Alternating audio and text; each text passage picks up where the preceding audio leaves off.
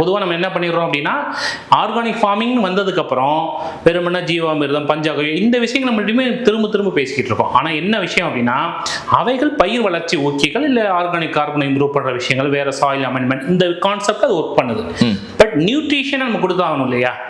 இப்போ நம்ம என்ன பண்ணியிருக்கோம் அடிப்படையில் அப்படின்னா கிட்டத்தட்ட ஒரு 4 விதமான அடியுரங்கள் உருவாக்கியிருக்கோம். இது எல்லாமே இயற்கை சம்பந்தப்பட்ட விஷயங்களை நம்ம ஆர்கானிக் சர்டிஃபிகேஷனோட உருவாக்கியிருக்கோம். அதுதான் இங்கே ரொம்ப முக்கியமான விஷயம். நம்ம வச்சிருக்க ஒவ்வொரு நிலைக்கும் பார்த்தீங்க அப்படின்னா அதாவது ஃபர்ஸ்ட் பார்த்தீங்கன்னா வேர் மற்றும் தலை வளர்ச்சின்னு சொல்லுவோம். அதாவது இனிஷியல் growth. அந்த growthக்கு தேவைப்படக்கூடிய தலைச்சத்து மணிச்சத்து சாம்பார் சத்துங்கிறது வேறுபடும் எந்த அளவுல தேவைப்படுது அப்படிங்கிறது. அதே மாதிரி பார்த்தீங்க அப்படின்னா பூ பூக்கிற நிலைமைன்னு சொல்லுவோம், பூ பூத்தல்னு சொல்லுவோம்.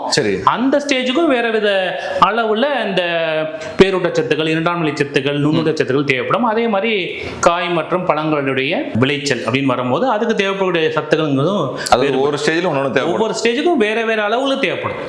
அப்ப நம்ம என்ன பண்ணிருக்கோம், இந்த ஒவ்வொரு ப்ராடக்ட்லையும் குறைஞ்சபட்சம் பார்த்தீங்கன்னா ஒரு 7லேருந்து 8 விதமான வேற வித இயற்கை சார்ந்த நேச்சுரல் சோர்ஸஸ் சொல்லுவோம். அந்த விஷயங்களை கொண்டு வந்து அதை ஒரு காம்ப்ளெக்ஸ் ஃபெர்டிலைசர் நம்ம கெமிக்கலை சொல்லுவோம் இல்லையா? அதே மாதிரி இங்கே இயற்கை சார்ந்த ஒரு காம்ப்ளெக்ஸ் ஃபெர்டிலைசர்ஸை நம்ம உருவாக்கியிருக்கோம்.